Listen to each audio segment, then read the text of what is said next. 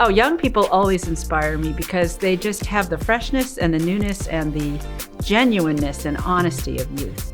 So young people are our future, and young people are the ones who remind us of really why we're on the planet. It's their authenticity and their willingness to ask the good questions. People who care about other people deeply, who are on the front lines of trying to push us all towards more change and equity and justice in our world. Their resiliency, that they can walk through the deepest valley and still find something to smile or laugh about. There's a eagerness to learn, and they're hungry to ask questions and seek answers. Gen Z just craves authenticity.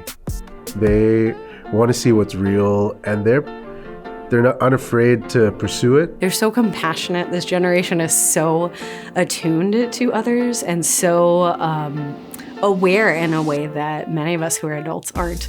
And I am so inspired by their curiosity to do things differently. Some are the most enthusiastic, creative, and caring people that I know.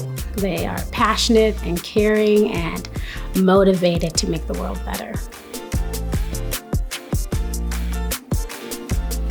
Their identity doesn't come from what they've heard and doesn't come from what people have told them, that their identity lies in Christ. They really matter.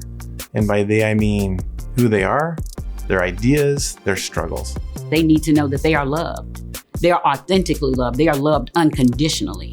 And that love, if it's coming from Christ, then it has to come from the church. I think they need to know that they're loved by a God that knows and loves them just who they are. Period.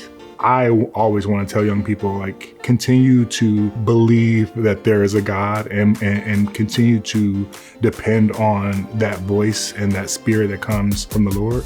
Their presence alone is what matters, right? They don't need to be the top of their class, or they don't need to be the best athlete ever to make a difference in this world. I think I'd really want them to know, this is a little bit corny, but I think I'd want them to know that there is a God who loves them and also cares deeply about things that are painful and things that are hurtful, and cares deeply about making the world right and just. Those of us who are still in the church struggle.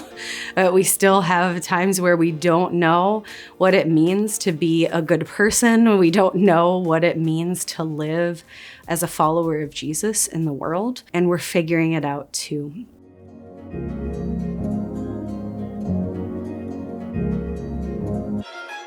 For the misrepresentation of the kingdom. Because the kingdom is diverse. The kingdom is non-judgmental. The kingdom is open for change, because the kingdom understands that change is good, and in order to reach the masses, you can't do the same thing the same way and expect a different result. We haven't always walked with you in a mentorship role that empowers you. To apologize for putting you on the outside and then blaming you for being on the outside.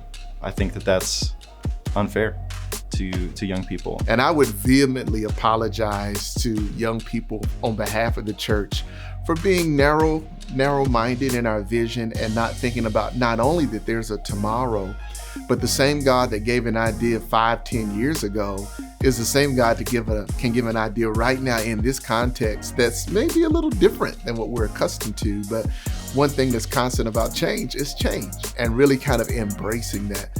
We want you to see that we are actually upset about the things we've done, and not just saying it to look good, but that it's actually genuine. We're pretty quick to think that we know and then make a decision and act based off of what we think we know.